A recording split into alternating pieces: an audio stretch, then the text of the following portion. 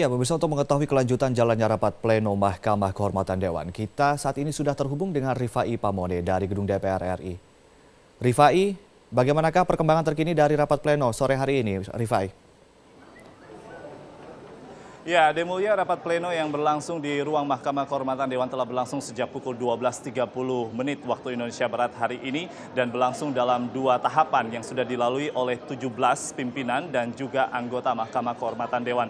Yang pertama adalah melantik kembali salah satu pimpinan dari Mahkamah Kehormatan Dewan dan setelah itu sempat dilakukan skorsing atau jeda selama kurang lebih 1,5 jam.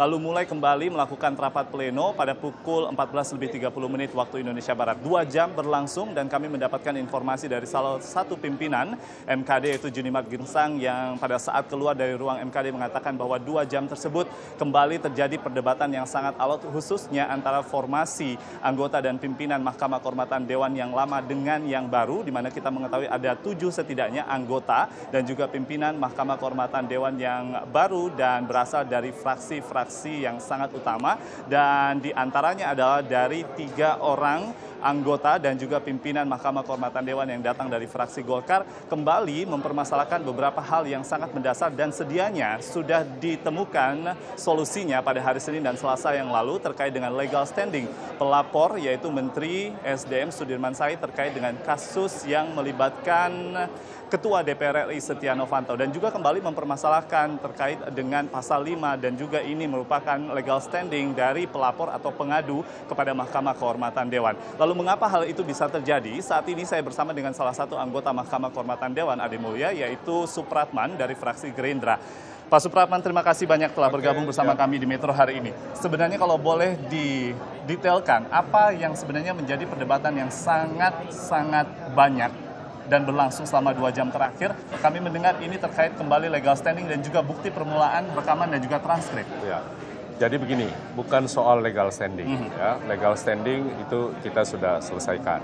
Tapi yang menjadi problem adalah Mahkamah Kehormatan Dewan pada saat sidang yang lalu itu belum melakukan verifikasi secara faktual menyangkut memvalidasi seluruh alat bukti yang ada.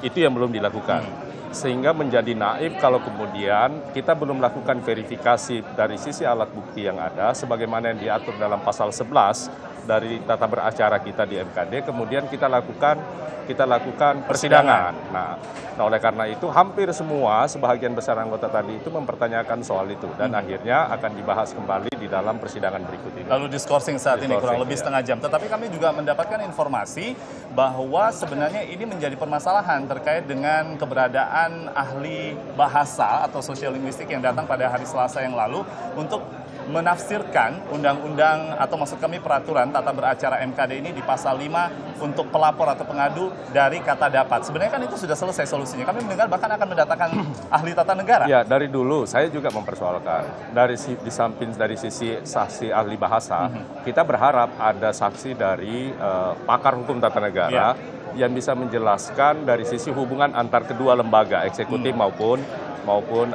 legislatif. Dari saya pribadi, saya beranggapan bahwa dari awal saya menyatakan ini tidak boleh kemudian eksekutif itu bisa mengintervensi ke dalam legislatif. Oleh karena itu legal standing awal saya mempersoalkan itu bahwa tidak boleh kemudian orang perorangan itu ditafsirkan siapapun boleh, ya walaupun memang di dalam ketentuan umum dinyatakan setiap orang, tetapi di pasal 5 di situ dinyatakan orang per orang. Nah orang per orang itu kan tidak memenuhi. Saudara Sudirman Said selaku Menteri ESDM yang melakukan pelaporan itu tidak memenuhi syarat. Baik, Pak Supratman, yang terakhir, bukankah ini nantinya menjadi sebuah anggapan yang buruk bagi masyarakat menganggap MKD seperti mengulur-ulur waktu?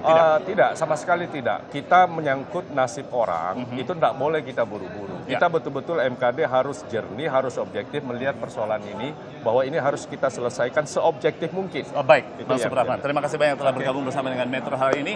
Dan satu lagi, isu yang juga cukup berkembang di kalangan media massa yang hadir di depan ruang Mahkamah Kehormatan Dewan ini, Ade Mulya, yaitu adanya permintaan dari salah satu anggota Mahkamah Kehormatan Dewan dari fraksi Golkar Ridwan Bae yang mengatakan bahwa sedianya DPR RI juga membentuk panitia khusus atau pansus yang membahas atau menyelidiki terkait dengan Freeport. Dan ini merupakan salah satu hal yang menjadi polemik tersendiri di antara Mahkamah Kehormatan Dewan. Kembali ke studio, Ade. Baik, terima kasih atas laporan Anda Rifai Pamone melaporkan langsung dari Gedung DPR RI Jakarta.